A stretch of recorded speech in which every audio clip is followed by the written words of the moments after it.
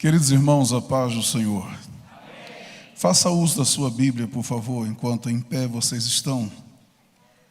Abra a mesma. Evangelho segundo escreveu João, capítulo de número 19.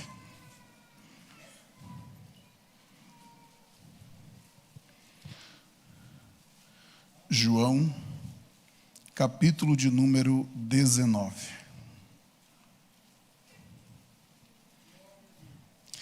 Eu quero ler apenas 2 versos para a nossa meditação e embasamento. Verso 19 e verso 20. Rapaz, esse povo que mexe com a mídia são rápidos demais na Bíblia, viu?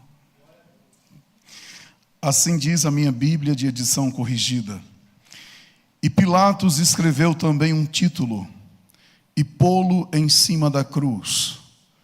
E nele estava escrito: Jesus Nazareno, Rei dos Judeus.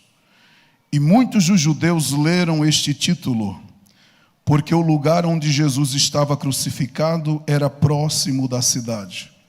E estava escrito em hebraico, grego e latim. Queridos, podem se sentar. Meus irmãos em Cristo, eu quero agradecer a Deus. Eu acredito que falo a um público, se não na sua maioria, mas eu acredito que uma boa parcela. Se estou enganado, por favor, me ajudem. Mas acho que estou com um público um pouco diferente do de ontem.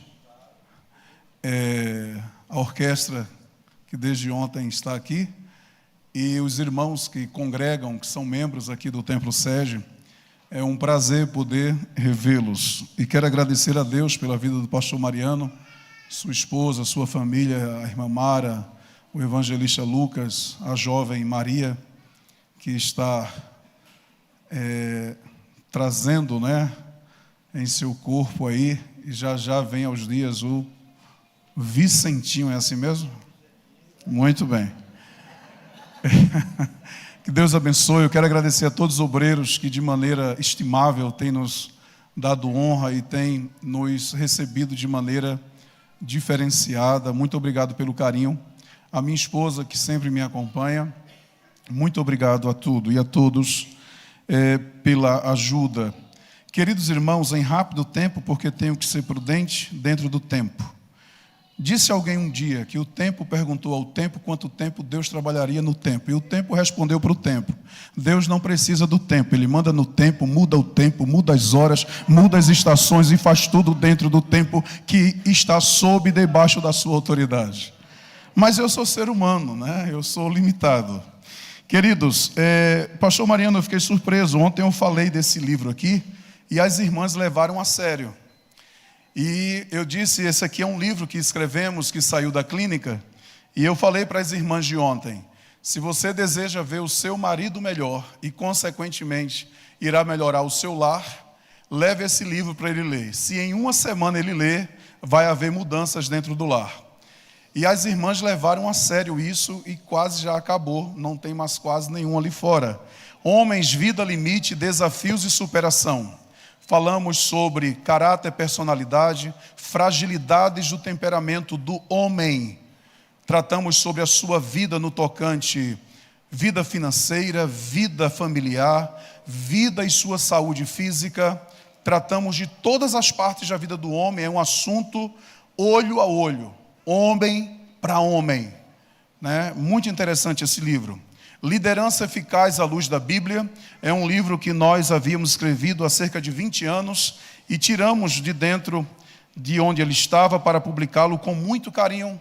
E quando esse livro chegou da editora, eu não queria nem vendê-lo, eu queria guardar todos que chegaram, mas a gente não escreve para a gente escreve para que os irmãos tenham conhecimento. Então é um livro que tratamos sobre vários departamentos da igreja, uma visão de organização e desenvolvimento. Defesa da Fé Cristã é um livro que vem como fruto de algumas faculdades que fizemos e tivemos muitos embates nas universidades, em especial de Direito e na de Psicologia, aonde em momentos bem acalorados precisamos defender a fé cristã. Então esse é um livro que a gente traz o conhecimento sobre como se inicia uma seita. Falamos sobre pelo menos 5 delas principais, e um dos focos do livro também é falar sobre as ramificações ideológicas, a partir de John Locke, Descartes, Karl Marx, Engels e outros, e todas as ramificações que fazem parte dos projetos de desconstrução da família, da igreja e da Bíblia Sagrada. Este outro livro aqui, Os Jovens Cristãos Superando o Desafio no Mundo Atual. Você que tem um filho adolescente jovem, e um mundo que estamos vivendo totalmente mudado, 20 anos para cá, uma mudança muito brusca e drástica, lamentavelmente. Recebemos na clínica hoje crianças com 9, 10 anos de idade, com níveis de ansiedade exacerbadas, a nível de um empresário que, por exemplo, faliu, que perdeu um filho, que perdeu a empresa, que se divorciou e etc. e tal. Então, por que os nossos jovens estão passando por esse descontrole emocional? Este livro falamos sobre ansiedade, depressão, suicídio, redes sociais, educação no Brasil e comportamento sexual. Chegou essa semana da editora uma tríade, a Enciclopédia da Família, em 3 volumes. Volume 1, eu falo só com casais. Estudos temáticos direcionados a homem e a mulher, sabendo e exercendo o seu papel dentro do casamento. Homem sendo homem e mulher sendo mulher. Homem voltando a ser cavalheiro, educado, cortês, gentil, né? Muito lindo isso. As irmãs dizem amém? Amém. E mulheres também voltando a ser aquelas mulheres femininas, educadas, cuidadosas. Os homens dizem amém? Amém. Glória. E aí o volume 2, irmãos em Cristo, falamos sobre pais e filhos, da gestação da criança até o casamento. E o último estudo desse livro é quando os pais envelhecem e os filhos precisam cuidar dos pais. Mas dentro dessa linha tênue, desde a gestação ao casamento e o envelhecimento dos pais, há uma necessidade de um comportamento, e a gente trilha em todos os estudos sobre a política da boa convivência, vizinhança, educação e respeito em todos os seus limites. E esse livro, volume 2, a gente trata sobre desenvolvimento emocional, social da criança, educação, a sua fase de adolescente, o acompanhamento dos pais na vida amorosa dos filhos. Eu tenho 3 rapazes. Um dia, um deles chegou e disse: pai, eu estou pensando em namorar uma moça, o que é que o senhor me diz? Pela misericórdia de Deus, lá em casa a gente conversa, a gente dialoga, e sempre orientamos. E eu disse para o meu filho: filho, vem cá, deixa eu ver, quem é mesmo, meu filho? Deixa eu ver, por favor. E ele me mostrou. Eu digo: meu filho, não vai dar certo não. E ele disse: é mesmo, pai? Ele falou: é, então tá bom. Não, não entre não, mas por que mesmo, pai? Vou lhe explicar.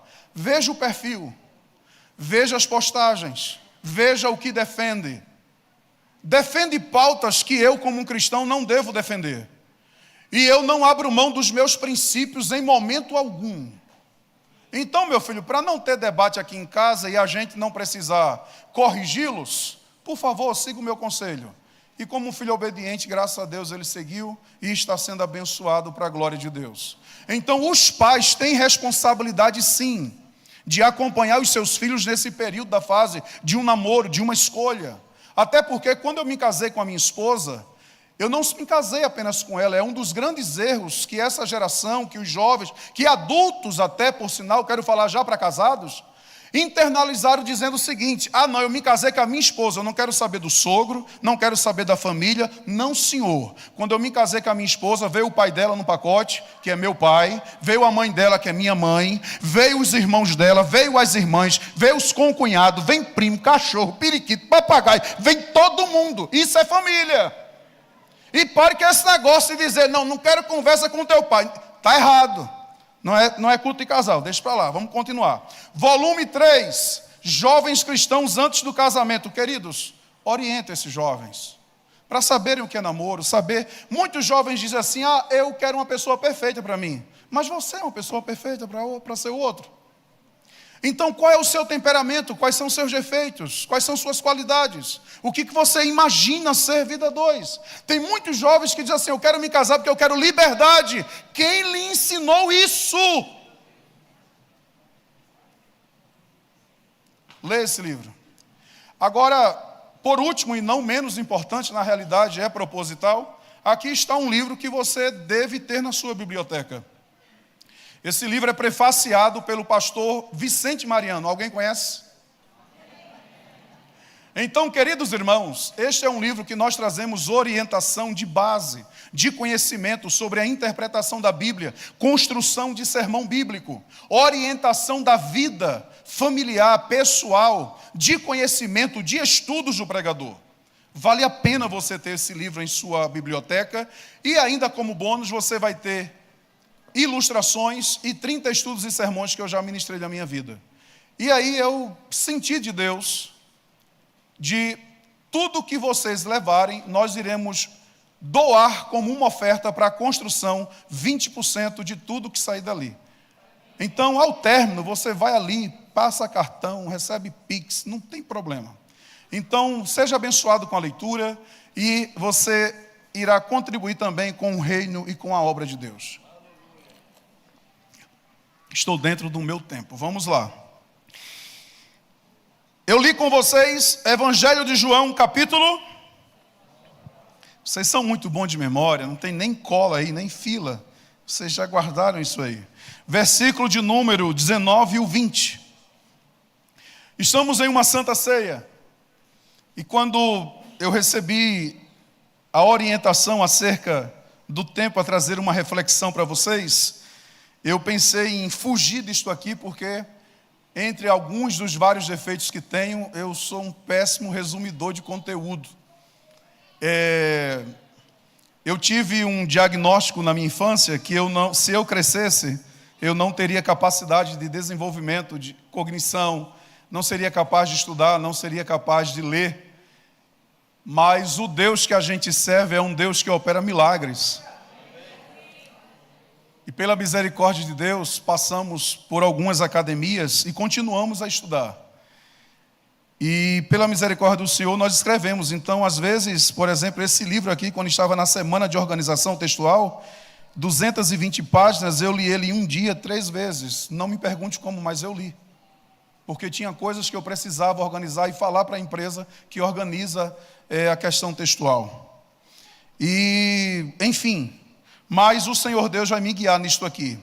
Eu quero que você marque esse texto e essa parte do versículo final do 20. Hebraico, grego e latim. Esta placa foi colocada em cima da cruz de Cristo. Por ordem de Pilatos, ela foi escrita nesses 3 idiomas. Mas para chegar a este momento, uma história ela é narrada. Existem muitas coisas na Bíblia Sagrada que nem as melhores faculdades teológicas que nós temos pelo Brasil e mundo afora serão capazes de nos fazer entender a profundidade dos mistérios da Bíblia. Isto porque nós conhecemos Deus a partir da Bíblia Sagrada. Porém, precisamos entender que nós somos seres humanos limitados, finitos, passageiros. E como um ser humano finito é capaz de expressar tudo o que é Deus? Não tem como e nunca terá. A profundidade da Bíblia Sagrada, a Bíblia não é de particular interpretação, e ela é muito grande e profunda, mas nós temos uma história. É possível entender a Bíblia, em muitas ocasiões, apenas pela fé daquilo que ela expressa para nós. E dentro de um plano de resgate à humanidade, esse plano começa a ser delineado desde o livro do Gênesis. Gênesis não é o primeiro livro da Bíblia a ser escrito. O seu autor não é contemporâneo dos seus acontecimentos. Gênesis é um dos livros de pura revelação de Deus, dada a Moisés. Moisés não é contemporâneo da criação. Moisés não nasceu, não existia quando o dilúvio acontece, pós o dilúvio, vida de Abraão depois, Isaac, Jacó, etc. e tal. Moisés vai aparecer num cenário lá já no livro do Êxodo. Mas falar de Gênesis é falar, segundo os doutores da teologia, da maior dispensação que já existiu. E é um tempo em que ele não existia. Mas o Deus que existe antes do tempo existir, e que conhece e sabe de todas as coisas, nos encontros com Moisés, passa para Moisés e diz: escreve. Eu imagino que naqueles dias que ele subia para o monte, Deus passava para ele: Deus, como começou todas as coisas? Escreve. No princípio criou Deus os céus e a terra. A terra era sem forma e vazia. O Espírito de Deus pairava sobre a face das águas. E disse Deus: façamos. Ele opera, ele emprega o plural da terceira pessoa, mostrando já ali que não é apenas um Deus único, mas tem um Deus Pai, um Deus Filho, um Deus Espírito Santo, que faz parte de um projeto magno, que faz parte de um projeto que a mente humana só pela fé consegue entender isto. Deus cria o homem, você lembra disto? Porém o pecado que o homem traz para a sua vida por conta da desobediência, afasta o homem de Deus. Cristo não é o segundo plano de Deus. Na pré-ciência de Deus, dentro dos seus atributos divinos, que Ele é onisciente, onipotente, onipresente, você sabe o que significa tudo isto? Na sua pré-ciência já estava estabelecida, porque o texto da Bíblia diz que o Cristo que foi morto antes da fundação do mundo, então antes de Adão existir, antes do mundo ser criado, já estava no plano salvador de Deus, o resgate da humanidade, que um dia se afastaria por causa do pecado. Aleluia! Quando olhamos para isso, há uma trajetória. Gênesis 3:15 diz que o Senhor Deus é o primeiro a prometer e a falar para a serpente, para o mundo da época, dizendo: da semente da mulher nascerá um que esmagará a cabeça da serpente. Glória a Deus! Dali em diante, há quem diga, aqueles que pregam, que o inimigo fica meio que atento, e todo líder que se levantasse, que chamasse a atenção, ele trabalharia, perseguiria, porque na ideia do inimigo, a morte acabaria com a possibilidade de qualquer líder da história promover o resgate da humanidade para com Deus. E se você discorre a trajetória bíblica, nós vamos ver que Cristo, Ele não aparece em uma nave espacial. Cristo não aparece do nada. Cristo não é uma novidade que ninguém o esperava, não. O Antigo Testamento, ele fala do Cristo que um dia viria. As páginas do Velho Testamento estão cheias de que Cristo nasceria. Davi, por exemplo, ele não era apenas um músico. Davi não era apenas um rei. Ele não era apenas um poeta. Davi também ele era usado em profecias. Se você ler os Salmos 22, versículo 1, 7, 8, 14, 16 e 18, você vai ver Davi sendo usado por Deus na interpretação das palavras de Cristo na cruz do Calvário, no seu momento de agonia, que ele é desprezado, abandonado. Por exemplo, Eli, Eli, lama sabachthani, Deus meu, por que tu me desamparaste? 1000 anos antes de Cristo subir à cruz, o profeta Davi já estava pregando, falando, ministrando, dizendo essas coisas. O que dizer do profeta Isaías? Os professores da teologia ensinam para a gente que ele é tido como o profeta messiânico. Messiânico não porque ele viveu na contemporaneidade de Cristo, mas messiânico porque nos seus 66 capítulos, pelo menos cerca de 200 vezes, o que ele profetiza menciona a pessoa de Cristo. No início, o pastor Alceu leu Isaías 53, quando ele expressa a via dolorosa, os momentos do sofrimento em que diz que ele padeceu, sofreu por todos nós, e como um cordeiro e como uma ovelha muda foi levada ao matadouro.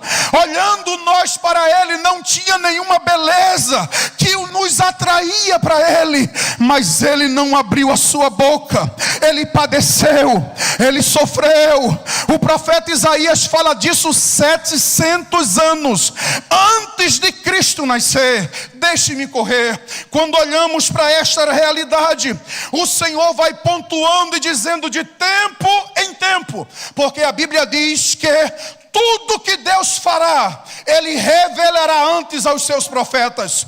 Cristo é ministrado, Cristo é apresentado, a história mostra que Cristo viria, que Cristo nasceria. O profeta Zacarias, no capítulo 13, versículo 6, ele diz: que feridas são essas em tuas mãos? E ele diz assim: essas são as feridas com que eu fui ferido na casa dos meus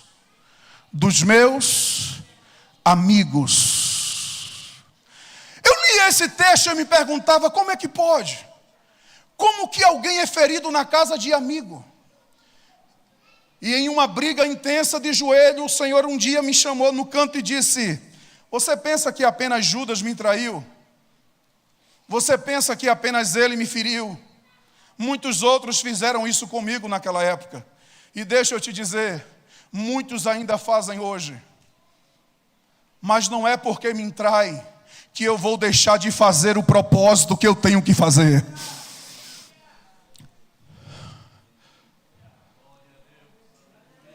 Se você puder entender, às vezes eu e você também fere ele ainda hoje. Mas ele não lança em rosto. Você lembra quando os discípulos se frustraram, abandonaram tudo e foram pescar? Ele é capaz de chegar na beira do mar e dizer: filhos!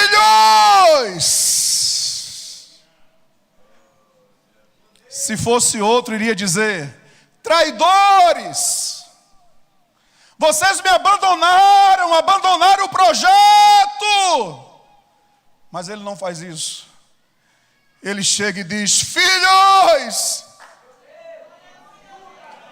Tem alguma coisa para comer aí? Interessante é que nessa história, quando eles voltam, tinha peixe frito lá na beira do mar. Ele pergunta se tem só para ver a atitude, só para ver a ação, mas ele sempre tem tudo preparado para mim e para você. Cristo nasce, deixe-me correr. E ele tem uma vida normal, igual a minha e a você. Há uma tese, que precisaríamos de tempo para isso, mas não é nem a ocasião e nem a situação. Mas diz que, em seu ministério terreno, em nenhum momento ele se usou dos seus atributos divinos para combater o pecado e nem o império das trevas. Porque se ele se utilizasse por um momento dos seus atributos divinos, seria, na linguagem do autor, uma covardia, porque não existe comparação. E isso muitas vezes eu me preocupo com alguns cristãos que dizem: não, o inimigo está trabalhando. Irmãos, o inimigo não é nada diante do poder do Deus que eu e você serve. O crente mais simples que tem aqui é capaz de, cheio do Espírito Santo de Deus, mandar demônios ir embora.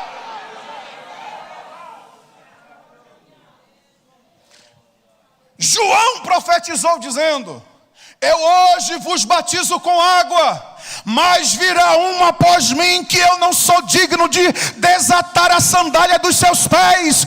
Ele vos batizará com o Espírito Santo e com fogo. Jesus nasce, mais simples do que eu e você, não tinha uma maternidade para recebê-lo. Ele nasce entre animais, quem sabe um boi, um jumento comendo capim, em uma manjedoura ali. Os sinais aparecem, uma lei é estabelecida poucos meses depois para que toda criança inferior a 2 anos fosse morta. O Senhor promove um escape, José vai para o Egito e passa um tempo lá. Cristo vem aparecer aos 12 anos, em uma viagem que eles vão a Jerusalém, por uma ocasião da festa. Vocês lembram disso? Cristo é deixado, Maria, José não percebe, eu não sei se Jesus era meio agitadinho também, porque na hora deles voltarem, Jesus não estava perto, e eles foram embora, e só vieram se perceber depois de um dia. E quando eles voltam, Jesus está no templo dando aula para os professores. Um menino de 12 anos de idade, recebendo perguntas teológicas profundas dos mestres acerca da lei e respondendo com uma capacidade que todos perguntavam: de onde é? Quem é? Quem é o pai? Quem é a mãe? E aí dizia: é filho de José o carpinteiro, é filho de Dona Maria, é lá de Nazaré. Depois dos 12 anos, deixe-me correr, ele aparece só aos 30, no ato do seu batismo em águas. João está batizando cobras, víboras, cascavel, serpente. Ele mesmo prega dizendo: raça de víboras, quem vos ensinou a fugir da ira futura de Deus? Ele dizia: quem pensa, quem foge dos olhos de Deus? Arrependei-vos e crede. A fila vem, a fila vem. Vem, daqui a pouco quando ele olha, não era nenhum daqueles, era o Cordeiro de Deus. E quando ele vê na fila que era o próximo, ele diz: eis aí o Cordeiro de Deus, que tira o pecado do mundo.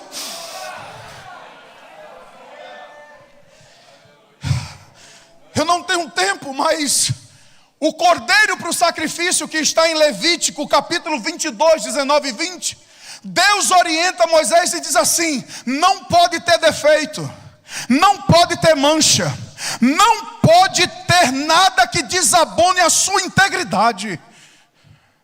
Era o Cristo, o Cordeiro, era tido como aquele que viria para todos nós. Cristo no seu ministério, pequenino mas gigantesco, 3 anos, mas um ministério cheio da presença do Pai. Poderes, milagres, curas, salvação de muitas vidas. Ele começa a falar por um momento acerca da sua morte, acerca daquilo que ele iria passar. E quando ele começa a dizer e a predizer a sua morte, os discípulos ficam atônitos. Entenda a história. João 14, ele chega um dia numa reunião e vê os seus discípulos, e ele percebe que eles estão perturbados, tristes, cabisbaixa. É por isso que ele inicia dizendo: não se turbe o vosso coração. Credes em Deus, credes também em mim.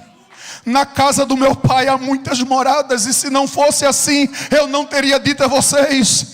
É necessário, é preciso, eu vou para o meu pai, mas eu virei outra vez para buscar a todos vocês que um dia creram na minha palavra. De São José dos Pinhais, do Paraná, de Toledo, tem alguém aqui que crê nessa palavra? Tem alguém aqui que foi alcançado por esse evangelho? Jesus começa a falar da sua morte. O inimigo começa a ver que ele começa a promover um tumulto. E por um momento o inimigo pensa: esse é um líder que está dando trabalho. Eu vou promover uma situação para acabar com a vida dele. Encontra lugar em um dos seus principais membros da equipe, porque era o gestor financeiro. João 6:71. Jesus declara isso para os discípulos. O inimigo nunca pegou e nunca vai pegar Deus de surpresa. Deus está a passos mil luzes à frente do trabalhar do inimigo. No dia que o inimigo pensar que vai pegar um dos filhos de Deus de surpresa, ele está enganado. Porque antes do problema, Deus já tem a solução. Antes da cova, Deus já tem o escape. Antes que aconteça o mal, Deus já chega e promove a libertação. Eu falo para pessoas aqui que o Senhor chegou antes, na minha vida também, porque se não tivesse chegado, nós só éramos lembrados, porque já tínhamos morrido. O inimigo pensou: eu vou matar, mas antes dele chegar, Jesus chegou primeiro. Mas o inimigo trabalha e encontra lugar em pessoas, Anás, Caifás. Jesus é feito como uma peteca, uma bolinha de ping-pong. entre um caminho de um lado ao outro, eles vendavam os olhos de Jesus, batiam nele, tirando onda com a cara dele, e dizia: e aí, profeta, quem te bateu? Quem te feriu? E a Bíblia diz que ele calado ficava. Chega para o seu julgamento, é condenado. A multidão, cheia de um espírito de morte, grita bem forte: solta Barrabás, crucifica Jesus. Era uma prática da festa da Páscoa da época. O inimigo diz: vou matar mais um. O escritor aos Hebreus diz que muitas coisas são purificadas, mas sem derramamento de sangue não há remissão de pecados.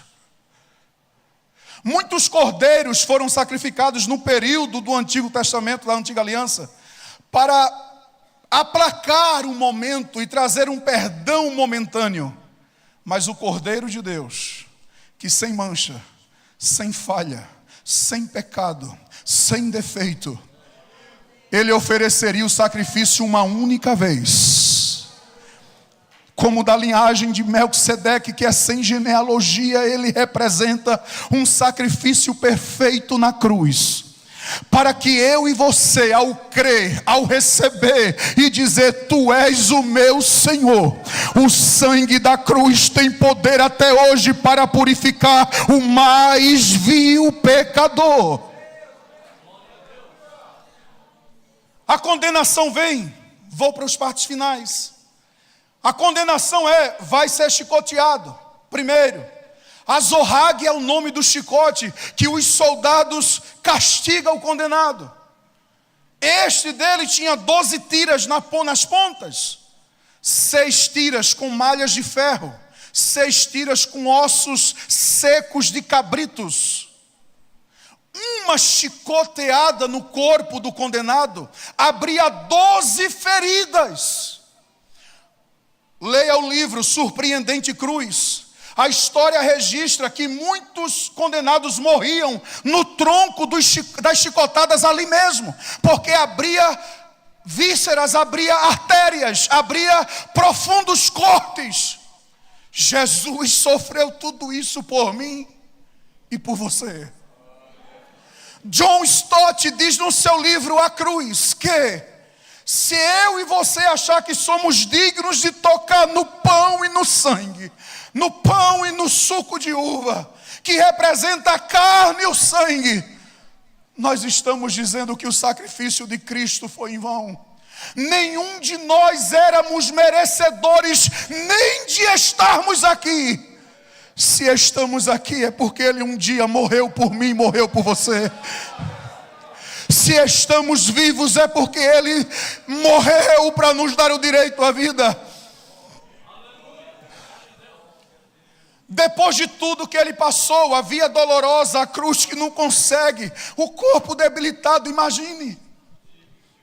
Cobrem Ele com uma toalha, com um lenço, puxam com tudo, imagina as feridas abrindo, sangue jorrando.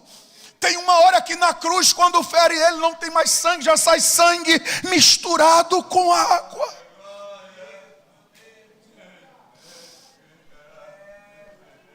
Por mim, Ele poderia ter descido daquela cruz, mas Ele disse: ninguém tira a minha vida eu dou.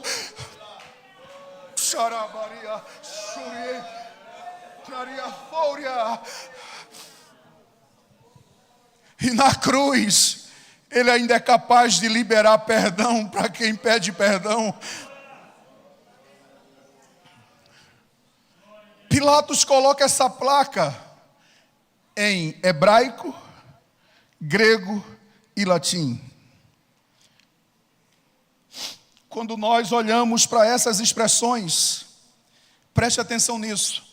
Deus é Deus que trabalha com estratégias. Para o reino das trevas, a morte de Cristo seria o auge deles.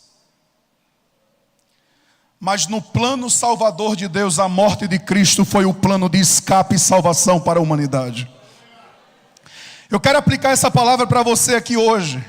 Talvez o inimigo está pensando: agora eu vou derrubar ela, agora eu vou derrubar ele, agora ele está acabado, agora não tem mais jeito. Eu quero lhe dizer: permaneça fiel ao seu Deus, e o inimigo será surpreendido de uma maneira que, quando ele menos imaginar, vai chegar o escape, vai chegar a vitória, vai chegar o jeito, porque Deus nunca perdeu em uma batalha. Pilatos escreve em hebraico, em grego e em latim.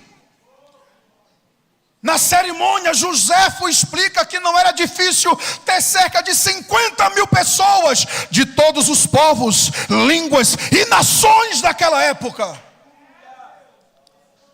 Eu quero que todos leiam em hebraico, em grego e latim. Preste atenção nisso, por favor. Hebraico era a língua oficial das religiões da época. Ainda que um religioso não quisesse acreditar em Jesus, mas quando ele voltasse para sua terra natal, ele era obrigado a contar o fato histórico religioso da Páscoa. E todos na sinagoga onde eles estivessem ou nos templos perguntavam: e qual foi a condenação dele? Por que ele foi condenado? Só disse que ele é rei dos judeus. Em grego, a língua oficial dos sábios. Quem entra numa universidade ainda hoje, somos orientados por essa língua. Aonde tivesse um acadêmico, nos centros universitários de todos os tempos, eles iriam ter que dizer: Jesus Cristo, Rei dos Judeus. Em latim, a língua oficial de Roma, aonde os políticos se comunicavam com a população simples, todos eles teriam que abrir a boca e dizer: Jesus Cristo é o Rei dos Judeus. Já está tudo pronto, não se preocupe. O cristianismo é a única religião do mundo que aqueles que crêem no Jesus Cristo pode bater no peito e dizer assim: o meu Redentor, Ele é Rei, Ele vive.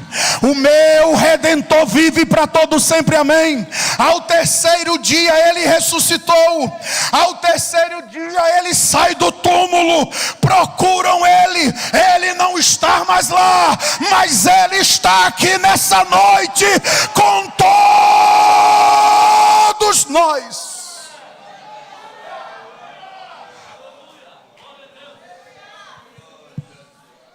Se você for lá em Meca, em um daqueles cemitérios, vai estar dizendo lá que o seu maior líder religioso jaz e está morto. Se você for na França, você vai ver que o senhor Allan Kardec, um dos revolucionários da religião espírita, está lá dizendo: está morto.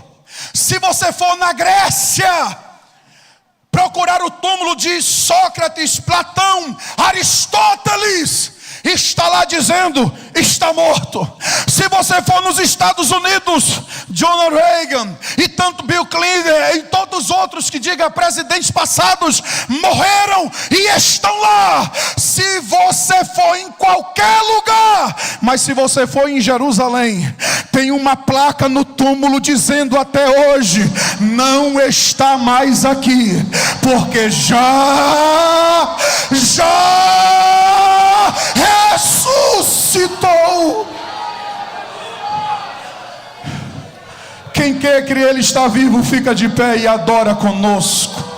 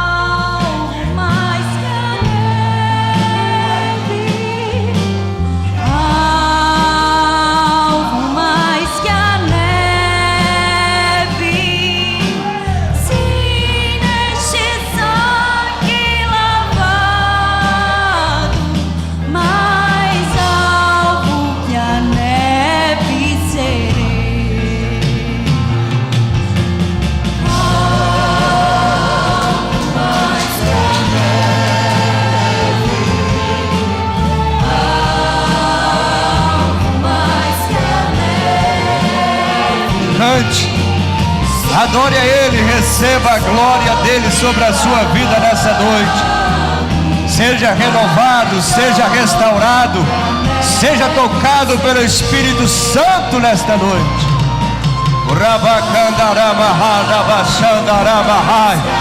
Lá na galeria, receba a presença de Deus, meus irmãos. Ele está aqui neste lugar. Aleluia!